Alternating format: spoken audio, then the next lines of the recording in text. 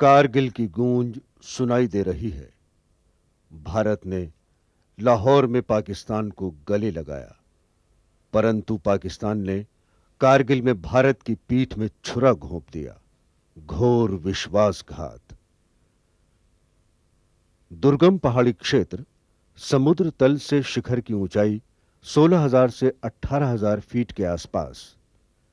तोलुलिंग पर्वत श्रृंखला, जिसे हमारे पराक्रमी सैनिकों ने शत्रु से पुनः जीत लिया। उसके शिखर की ऊंचाई समुद्र सतह से 5,496 मीटर है।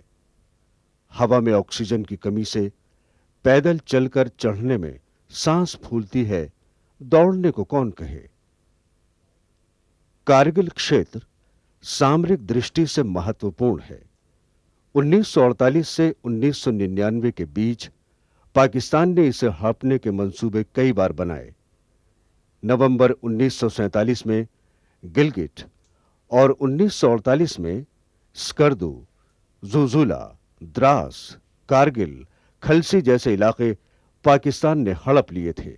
मेजर जनरल थिमैया के रण कौशल और भारतीय सेना के शौर्य ने टैंक पहाड़ की ऊंचाइयों पर ले जाकर जुजुला, द्रास, कारगिल आदि को आजाद करा लिया। फिर दोबारा वहां दुश्मन की कभी दाल न गली। 1999 में पाकिस्तान ने छल बल और धोखाधड़ी से कारगिल के पास कब्जा करके सियाचिन और लेह का रसद मार्ग, उस क्षेत्र की जीवन रेखा को काटकर हमारे सियाचिन के सैनिकों को बंदी बनाना चाहा। द्रास, कारगिल, तुर्तुक, लेह, लद्दाख हड़पना चाहा, पर उसने फिर मुंह की खाई।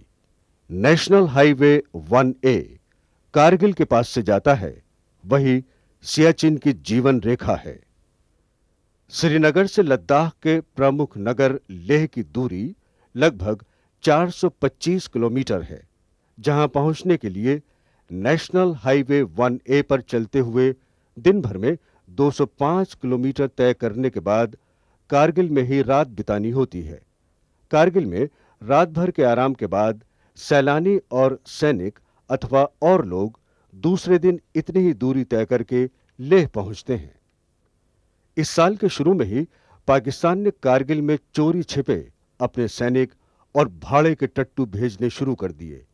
भारतीय सेना के बहादुर नौजवान और कुछ ही दिन पहले देहरादून के सैन्य अकादमी से कमीशन पाकर सौरभ कालिया अपने जवानों की टोली के साथ इस घुसपैठ का पता लगा शत्रु से जूझ पड़े। दुश्मन के मंसूबों पर फिर पानी फिर गया। कैप्टन सौरभ कालिया और उनके साथियों के बलिदान ने सारे देश को झकझोर के रख दिया। एक घिनौने षड्यंत्र का पर्दाफाश करने वाले इन वीरों को श्रद्धांजलि अर्पित करते हैं।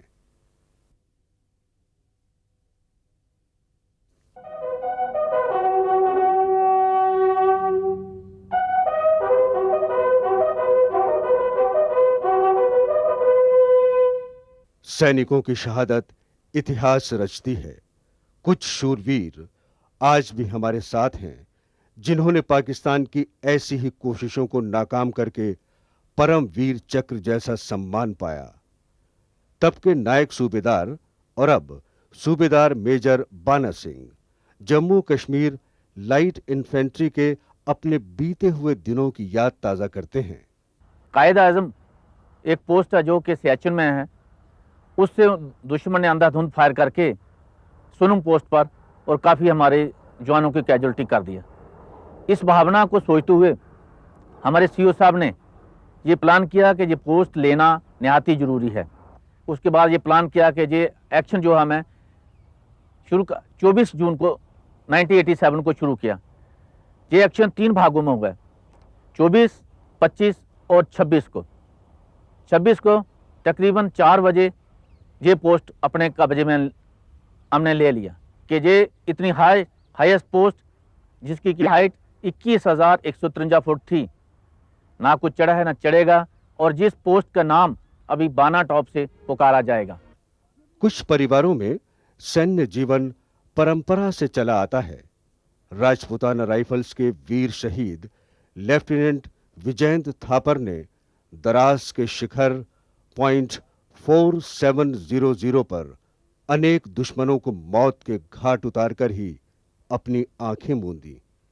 4 पीढ़ियों की सैनिक परंपरा में पले लेफ्टिनेंट विजयेंद्र थापर ने तोलोलिंग श्रृंखला पर हुए घमासान युद्ध में सफलता पाई थी।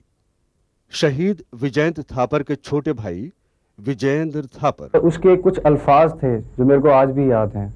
उसने मेरे को एक बार यही बोला था कि अगर मैं फौज में नहीं गया तो मैं कहीं नहीं जाऊंगा। जब ये ऑफिस से आते थे फादर, तो फर्स्ट थिंग, जैसे आर्मी ऑफिसर्स आते हैं तो घर में एक जगह बनी होती है जहाँ अपनी कैप रखते हैं, अपनी स्टिक रखते हैं।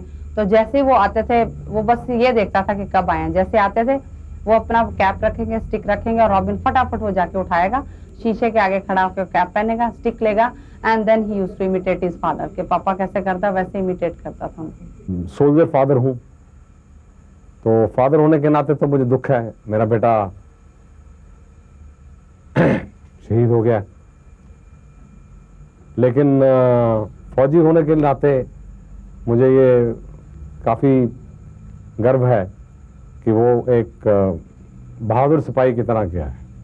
अब उसने वो किया है जो मैंने नहीं किया। आखिरी चिट्ठी जो मैंने उसको लिखी थी वो भी उसको पहुंची भी नहीं होगी। उसमें मैंने यही लिखा था कि अब वो समय आ गया है जब तुम 1 महीने में इतनी लड़ाई देख ली है जो मैंने 37.5 ईयर्स में नहीं देखी। अब तक मैं तुम्हें कहता था कैसे लड़ाई करनी चाहिए, अब मेरे को तुमसे सुनना पड़ेगा, क्योंकि 1 महीने के अंदर आपने इतना देख लिया है जो मैंने पूरी जिंदगी में नहीं देखा। I am really proud of my सन।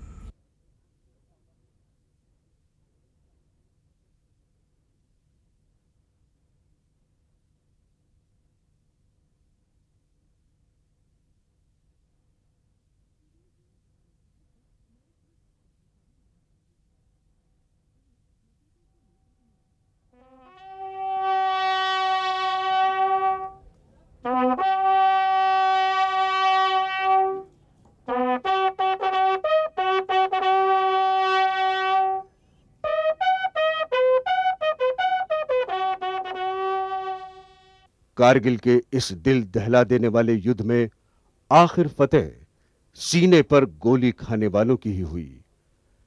देश पर मर मिटने वाले इस विजय का नाद सुनने के लिए अनेक शहीद आज भले ही जीवित ना हो, लेकिन उनके बलिदान का ही नतीजा है कि पाकिस्तान ने टाइगर हिल्स जैसी शिकस्त देखी।